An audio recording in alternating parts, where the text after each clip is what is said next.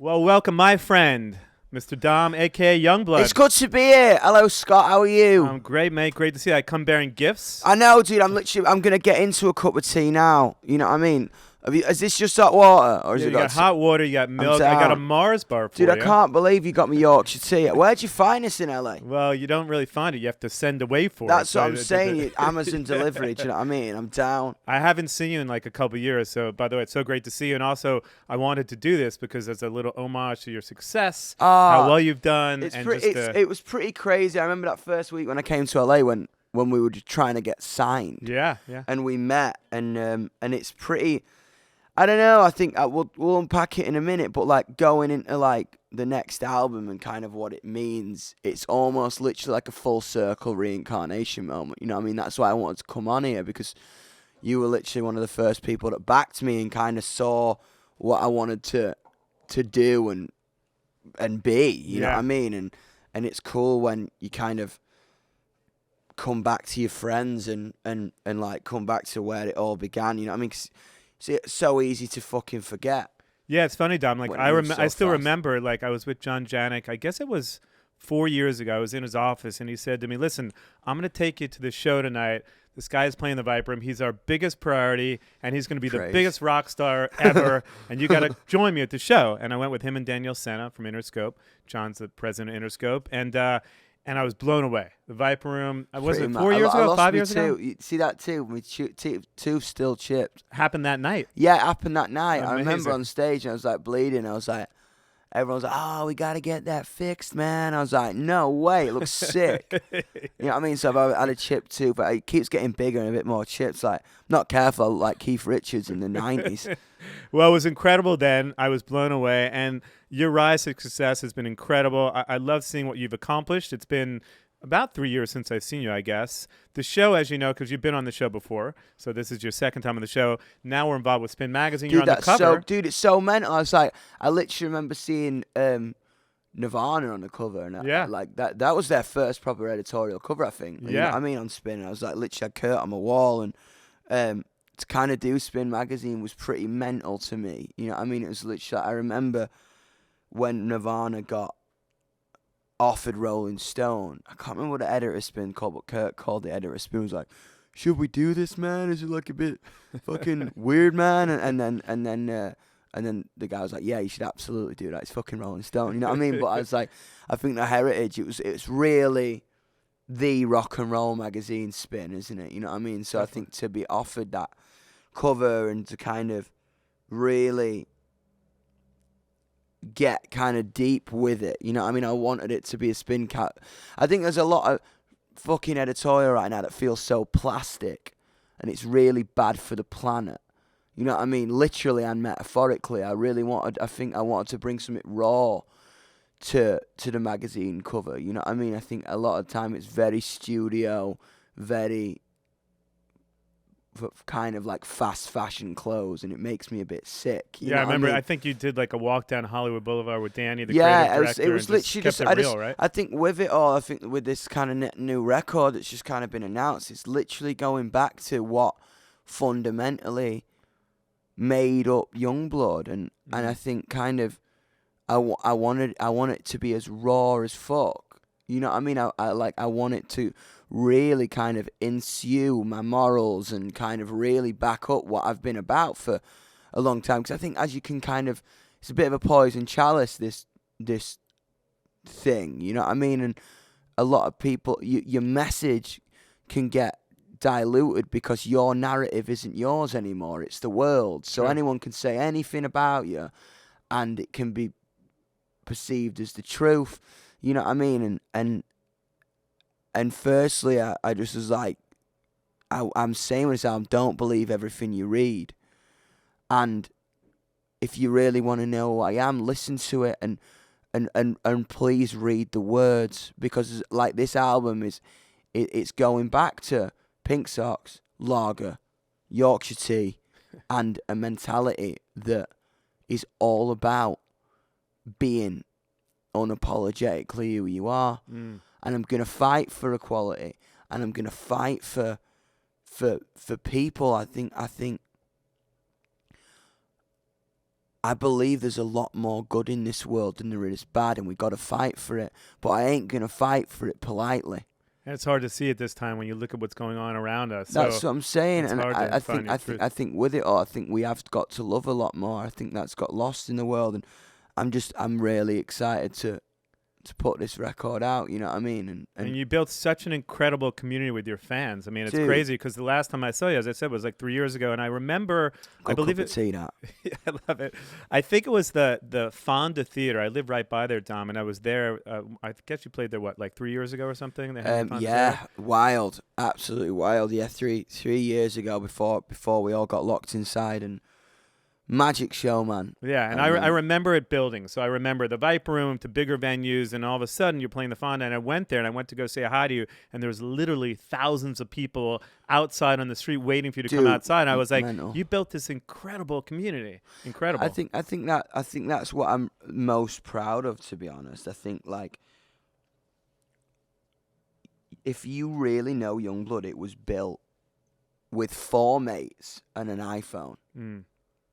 You know what I mean? And it literally was built from 80 people in Nijmegen, in Amsterdam, then Nijmegen, Holland, then Belgium, Hasselt, then Germany, then Paris, then I flew to America and got signed. You know what I mean? It's like, with it, after finding, like, no one would sign us. No one was interested. No one would even write about us because we were doing rock music. Like, you know what I mean? We were doing rock indie music in 2018 when rap was king, when Skepta, Stormzy in the UK, when Lil Pump was Lil Yachty was king in America. You know what I mean? No one was interested. And I remember going to Amsterdam and 80 kids had turned up, wearing bootleg merch that they'd made themselves about, like, King Charles, the first song I ever released. And I remember just putting that on the internet. And then it just got bigger and bigger and bigger. And I think if anyone wants to know, or anyone questions how Yungblud got to where it got, it was just a constant state of shock. In every place that I went, people and young people and old people were turning up and losing their shit. And I just put it on the internet. And that's how we got to that place. Because initially it was hard for you to get signed, right? Well, let's take it back to the beginning, actually. Because the show, as you know, goes through a little bit of your history and up until the new record. And we'll talk about it. Because by the time this comes out, the new record will be announced. Fully. So we'll be able to talk about it. I know, the secrets. I'm down. The secrets that we have to announce here, which is great. And the cover of Spin will come out right around the first week of May or so. But literally, back in the day when you first started, you grew up, like, I think your dad owned a guitar store. Yeah, my old man and me granddad had a guitar shop in Doncaster. You know what I mean? And that was literally like my education. You know, I would literally finish school, get picked up, go to the shop. So I finished school at 3:30. And then I'd work till 7, get paid 20 quid, buy a record from HMV and Donny, buy some fish and chips, and vibe. You know what I mean? That was literally, that was it. And all my life I was going to work in a guitar shop. That's what I was going to do. I was going to follow in my dad's footsteps, take over my dad's guitar shop and sell guitars. But I didn't want to sell guitars. I wanted to be on stage. And the boys in the shop, I'd look at them. I remember they'd have piercings and listen to Joy Division, and I'd be like, you're so cool. They'd be like 17, 18, and I'd be like 12, and they thought I was really annoying. You know what I mean? And that was where I learned, like, a lot of people think I don't know a lot about rock and roll, but I could talk anyone. You know, you know what I mean? I can talk for... We've talked about you know what I mean? For I can talk music till, you know what I mean? People get sick of me, because I'm like, fucking hell, we're at dinner, or we're at a club, and I'm talking about, you know what I mean, The Quarrymen or Disintegration by The Cure, start to finish, why the gaps were supposed to be where Robert intended. You know what I mean? All that shit. You know what I'm saying? You were surrounded by Britpop. That was it. It was literally the Stone Roses, Oasis, Pulp, Joy Division, going into New Wave, Cure, Sex Pistols, The Damned, The Exploited, Susie Sue, Boy George, the Rolling Stones. But at the same time, Madonna, Lady Gaga. Yeah, fully, and that was it, because that's who I found on my own. My mum was a massive Madonna fan. My dad loved Madonna, but then I thought, like, Gaga was my Madonna. You know what I mean? I found, like, love Madonna, but I was much, I don't know, I related to Gaga a lot more. And it's interesting, we've spoken about this. Your music is a combination of everything. That's it, man. I think what's so interesting, I think, when I came out, everyone was like, Yungblud's this punk, and put me in a box. What Yungblud was about was, I was like, it's about not being in a box, and then automatically the media and the world kind of saw, like, I was loud, I was bratty, I was talking about the world and what I thought was wrong with it and what I thought was right with it and the way I thought it should be, and everyone's like, punk, he's a punk. And that was sick, but it also came with a lot of people questioning who I am, because I've never fucking said I'm anything. Yeah. I'm a piece of stardust, man, who fucking floats around and talks the way I talk and just behaves the way I want to behave. You know what I mean? I was like, I'm just as much influenced by Lady Gaga as I am by Johnny Rotten, and I'm just as much influenced by David Bowie as I am Morrissey before he was a dick. You know what I mean? Were your parents turning you on to Bowie? Was it the Who? It was it was my granddad was the Who, and my dad was the Stone Roses. He had the Stone Roses on in the car. Like, we would go on a Sunday drive. Do you know what I mean? Just me and my old man were just like, he'd take me for it. It was like a bonding thing we'd do. You know what I mean? It would literally, every day would be the Stone Roses. Every time we'd drive. Start to finish. You know what I mean? I'm the Resurrection. End on Fool's Gold. Good night. You know what I mean? And that was just what we'd do. Great band. And he'd be like driving, like, doing the fucking Liam thing. You know what I mean? Before Liam, like, Ian Brown was doing that. You know what I mean? And then Liam was doing it. And it was all Britpop. And then I found hip hop and I found pop, and that's the thing for me. It's like I loved Fred Astaire, loved Ginger Rogers. You know what I mean? I loved anything to do with expression. I loved dancing. I loved the ballet. I loved drag. I loved mime artists. I loved makeup. You know, and I think the biggest misconception about me, and I think my authenticity, is that when the fuck did not giving a fuck get put on such a fucking pedestal for rock and roll? Yeah. You know what I mean? It's like showmanship was in my blood. It was what I loved. Freddie, Mick Jagger, Gaga, Madonna. And it's like this thing about, to be a rock star, you've not got to give a fuck. And you've not got to, like, I fucking care. I care about the way I move, the way I talk, the way I sing, the way I fucking process myself on the internet, the way I put myself on the internet. And I think that can make people have a misconception that they don't want to listen to me because I try a bit hard. Yeah, I fucking do try hard. And that's cool as fuck to me, because I'm so sick to death of, oh yeah, I don't give a fuck. It's all a fucking act anyway. Do you know what I mean? It's like, it's all bollocks anyway. Because I know when the door gets closed, they really do truly care. And if people, you know what I mean, people say to you that they don't care, they're lying. By the way, the fact that you care so much about your fans says so much. Because that's the point. It's like, I do care. Everyone, to do anything in this career, right? That's why I have such a problem when people call peers of mine or me or whatever this fucking thing that's floating around the internet right now, this industry plant thing. I know what it takes for every single person who's ever been successful to get there, because who is let me tell you right now, who decides whether an artist's big? Not the label, not the fucking radio station, not the streaming, not the fucking, you can have everything, can't you? You can have absolutely every backing in the world. Fuck me. You know what I mean? Like, when I get more backing, it doesn't work. You know what I mean? When I do a collaboration that I think's gonna fucking pop, it doesn't work. And that's sick, because who controls what's successful or not? The people. You out there. Yeah. That's why I think, like, you know what I mean? Like, I adore artists. Like, I love Lil Nas X, I love Billie Eilish, I love Harry Styles. And when people say, oh, Billy's a plant, or Harry only got where he was because he was on a fucking talent show, It's like that's such bollocks. No, it comes down to the songs, too, that's what I'm saying. So, Harry's past 2 albums going to his third album. I think have been fucking truthful to who he was. Yeah. And shocking. You know what I mean? And I think that's cool as fuck. You know what I mean? Noel was slagging Harry off for being, and I fucking love Noel. Like, I'm the biggest Oasis fan ever, but I think he was talking bollocks when he was slagging Harry off, because I think Harry's music's great, and I think that's what's beautiful about music. You know what I mean? Like, it's all about truth, and you can't bullshit kids anymore. It's like people often ask me, what would you say to your generation, or what would you say to kids? Like, such a fucking weird question, you know? But I wouldn't say anything. I'd listen. You know what I mean? Yeah.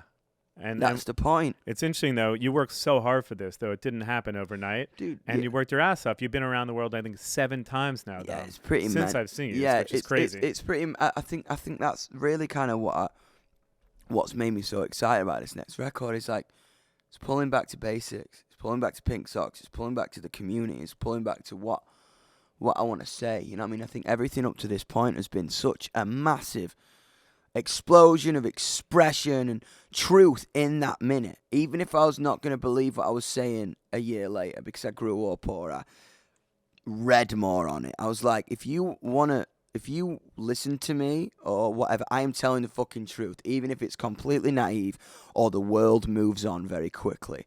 I'm going to tell the truth uncensoredly, unpolitely, neat whiskey in the fucking moment. You know what I mean? But what's so sick about this next album, it's called Yungblud. It's self-titled, and it's truly about me, and I've bathed in emotion. I've bathed in the feelings. I've had hurt. I've had ups, and I'm kind of fell in love, and I fell out of love, and then I really fell in love. And I just think when I listen to like the Clash, Train in Vain, and when they kind of moved on, it's like, why the hell can Yungblud not sing about love? And why the hell? Because that's what it's about. Ultimately, the biggest adjective to describe this community is love. Yeah. And you know what I mean? And I'm really excited to put this record out because it really gives you kind of a peep into... Like, I went so deep because I didn't think I could go that deep. But I got that deep because of the community around me allowed me to. Most of this was done, I assume, during the lockdown, right? Which, knowing how social you are, I'm sure it's a very hard thing for you to sit at home. Dude, it was weird. It was actually, it was on the 2021 start. 2021, I had every studio available to me. The label were putting me with every fucking writer under the sun, and I think that can be the death of an artist, to be honest, because everyone goes, "This is what I think Yungblud is," and then you hear 50 people tell you what Yungblud is, and you go, "Hang on a second, what?" And it makes me go, "What the fuck? Whoa, who the fuck is Yungblud?" And I think the answer to that is, with this album, I don't fucking know. You listen to this album, you tell me. Were there certain writers that you work with on this record that you really connected with? It was like, with it all, I literally, after that, I shut the doors, I told everyone to fuck off, and I went to a bedroom in Glendale with a guy called Chris Griatti and Jordan Brasco. And Jordan Brasco was working in a fucking Thai restaurant, and we always take the piss out of him because he was just like, he was always late, and it was so cute. I was like, fucking hell, man. Was he like a waiter at a Thai restaurant? He was a waiter at a Thai restaurant. He was always late to the sessions because he was like working, then he'd come to the session at their house in Glendale in a bedroom.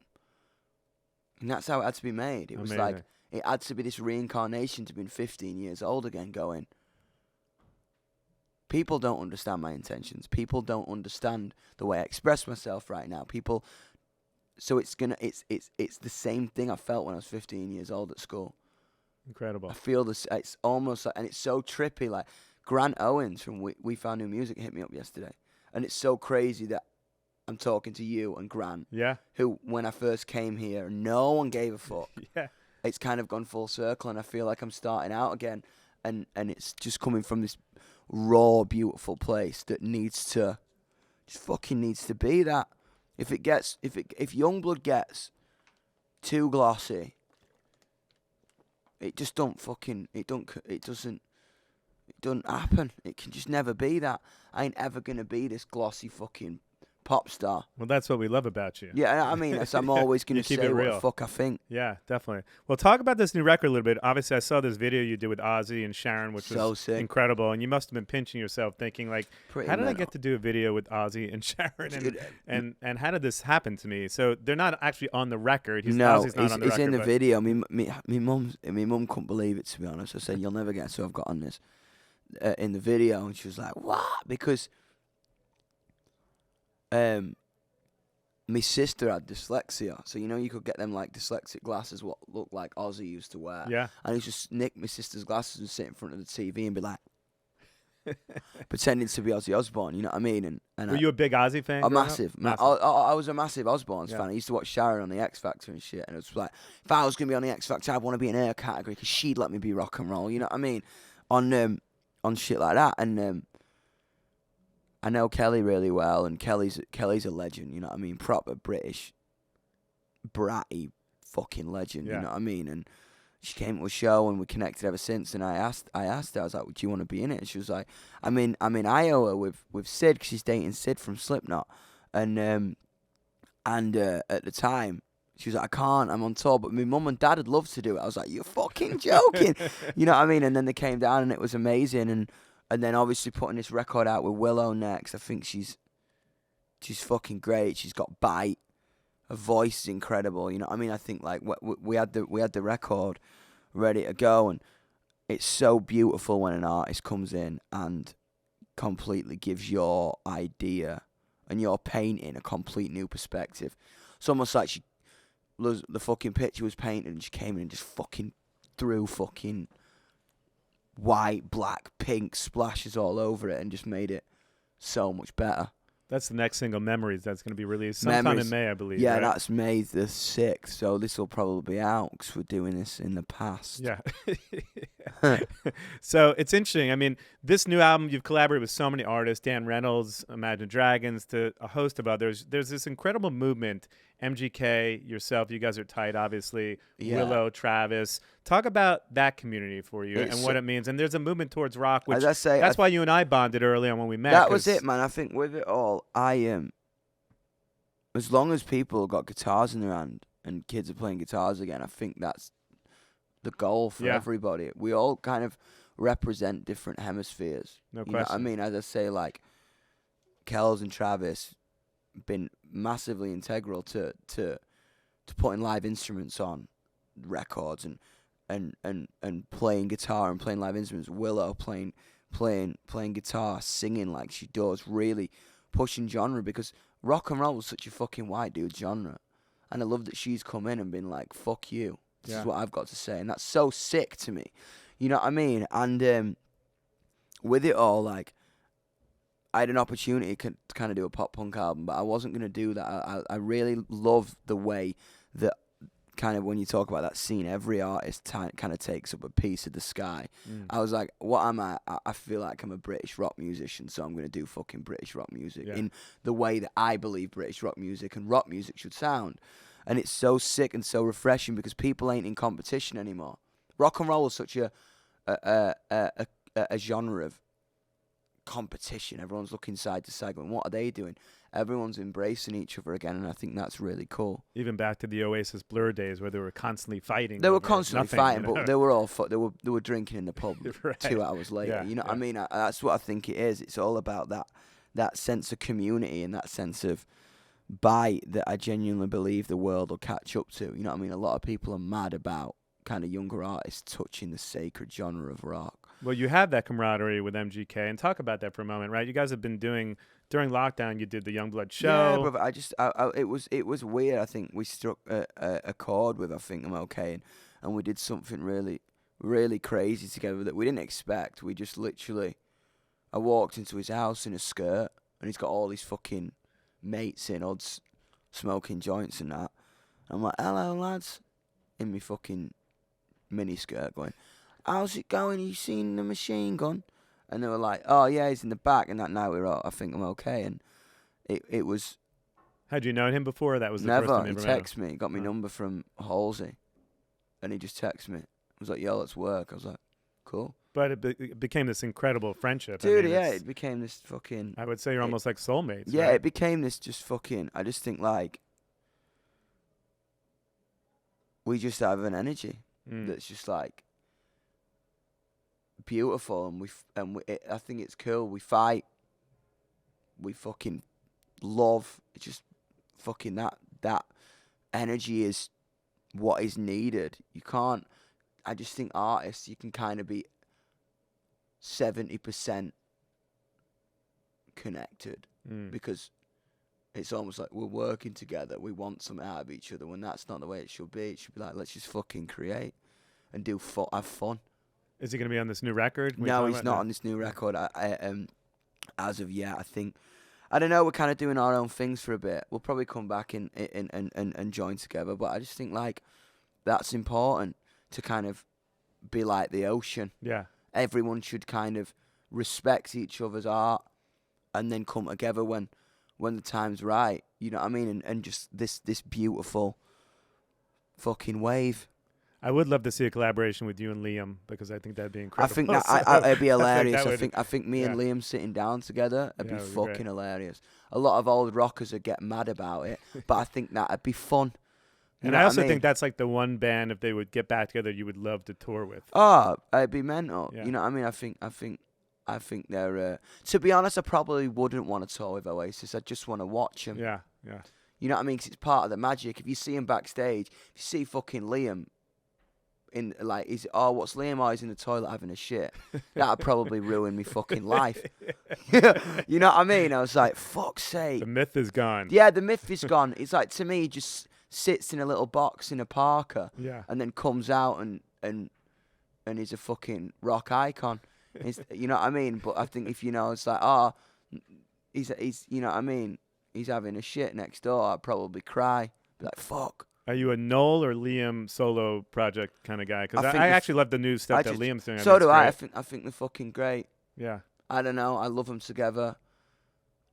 I just love the bite they had. But I'll go see both of them. Yeah. There's just something about it. I seen Liam at Reading and Leeds. And there's something about him standing at the fucking mic. Yeah, incredible. Singing fucking Rock and Roll Star or Supersonic. You know what I mean? It'll happen. If we manifest it, it'll happen. I just was like, that's what I'm saying. I was like, just do it. Yeah. If you just fucking do it for the people. Just do it once, you dickheads. Yeah.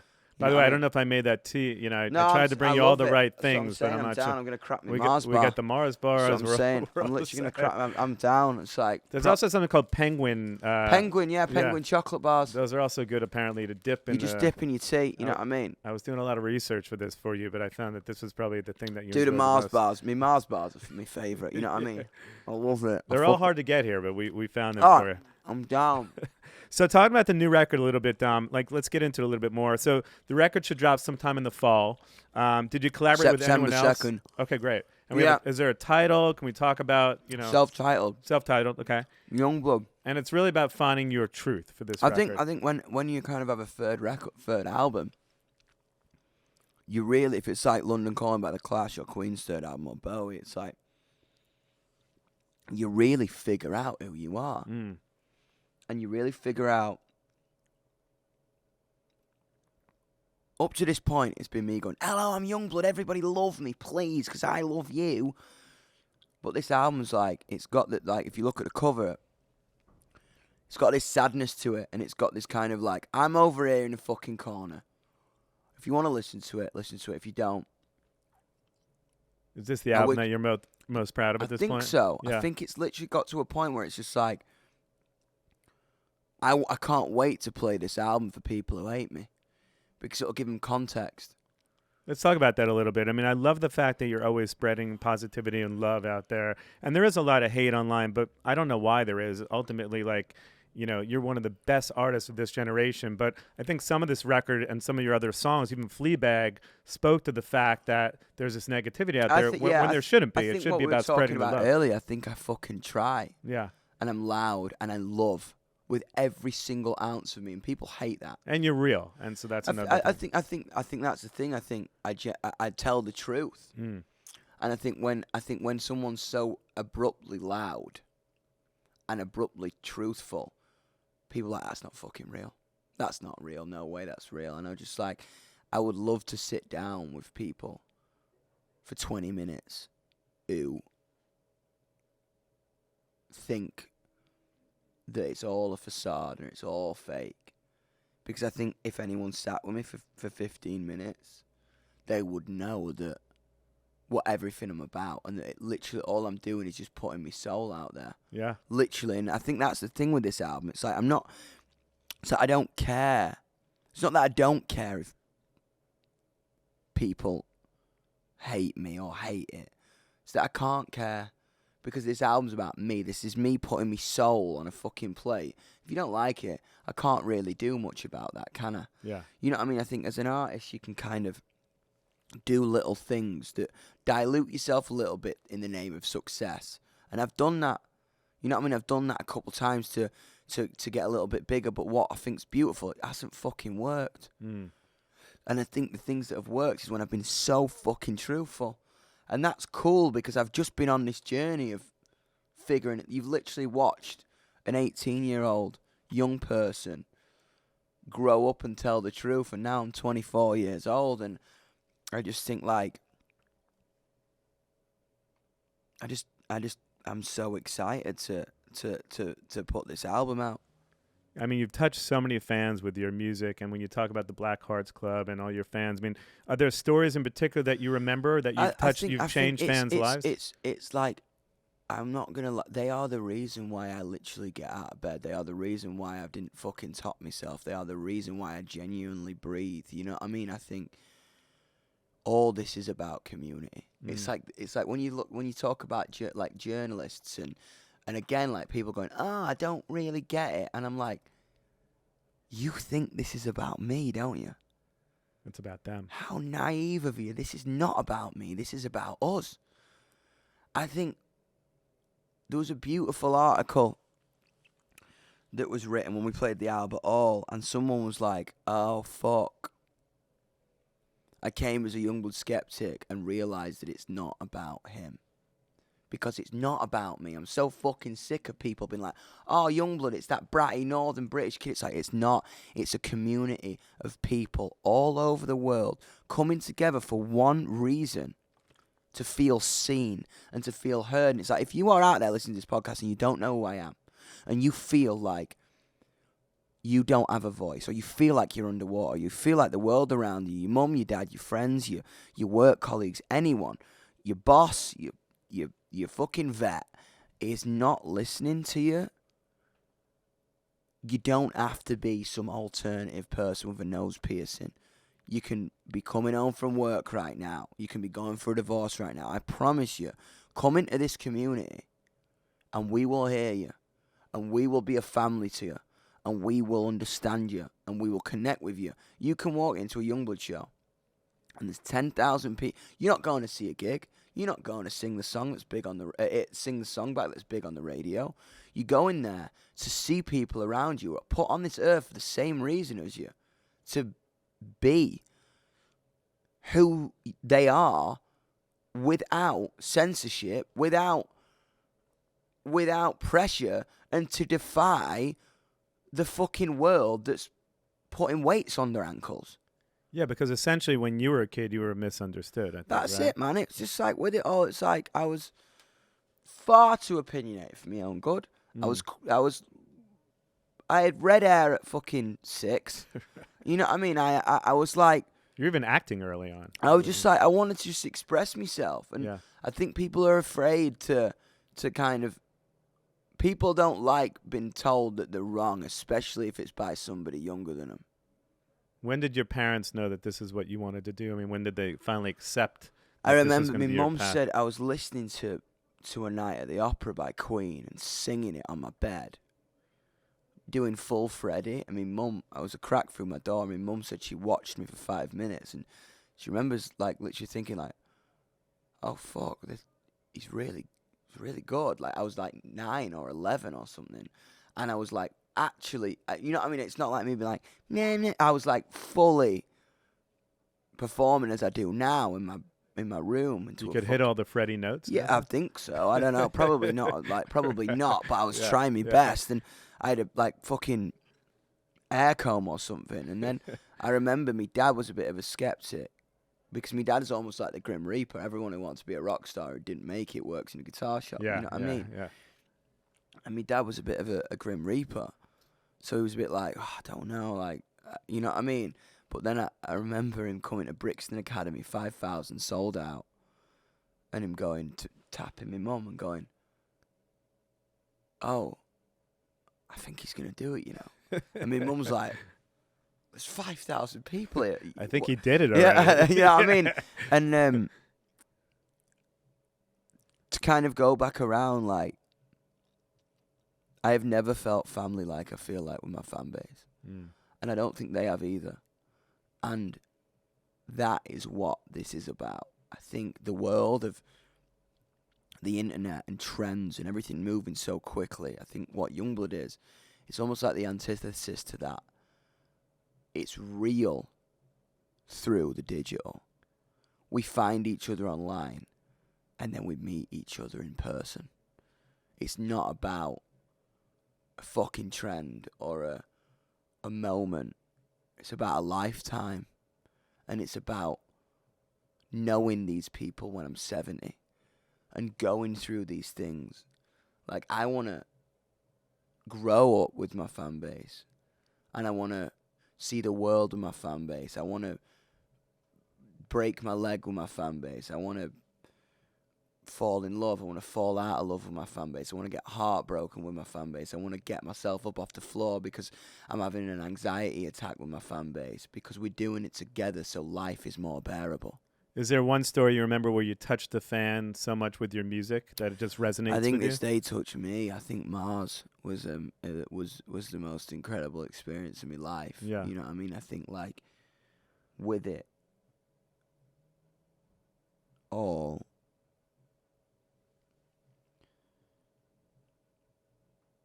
I was in Maryland and a young trans girl, and I can't remember her name for the life of me, and I try every single day. I'm like, fuck, what is her name? Like, she had this green raincoat on, and it was literally like matching green lipstick that was a bit faded because it was really hot, and there was wood chippings beneath us. That's what I remember.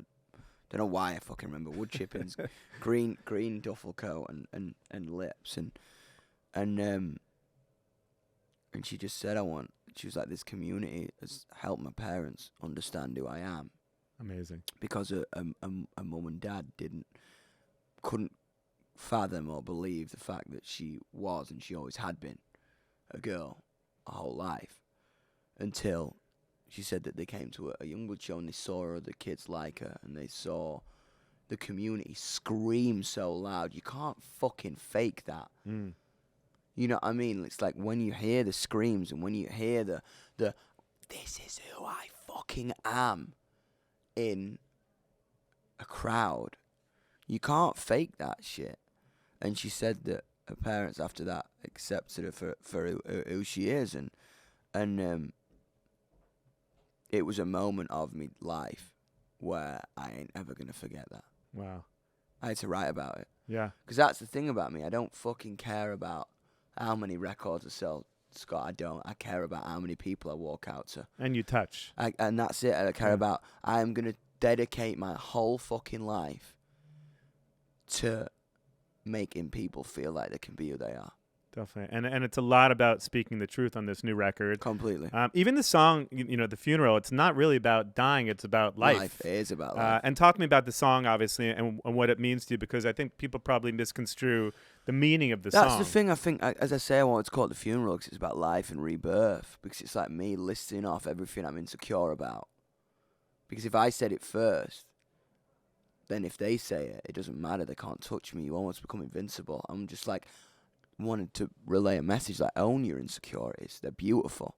Imperfection is what is perfection to me. You know what I mean? It's like, to be imperfect is beautiful. To be different is beautiful. To be strange is beautiful. I pledge allegiance to the fucking strange. Yeah. You know what I mean? It's like, that's what it's about. It's about owning who you are, I guess, but right? it's boring to be the same. Own up to it.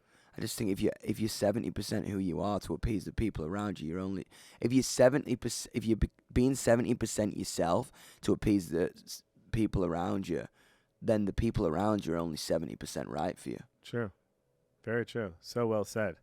So definitely check out, I mean, the new record, the tour, actually, we got into the tour a little bit. You just finished the tour. Finished the tour. 37 dates, I think? 37 dates across America. How'd the tour go, by the way? Fucking mental. It was wild. I think Palais Royale and you Yeah, together? Palais Royale, Pouty Face, Charlotte Sands, Upsall, did some shows. It was just insane. It was just like mental. Like coming back to America, I forget how fucking crazy you are. Yeah.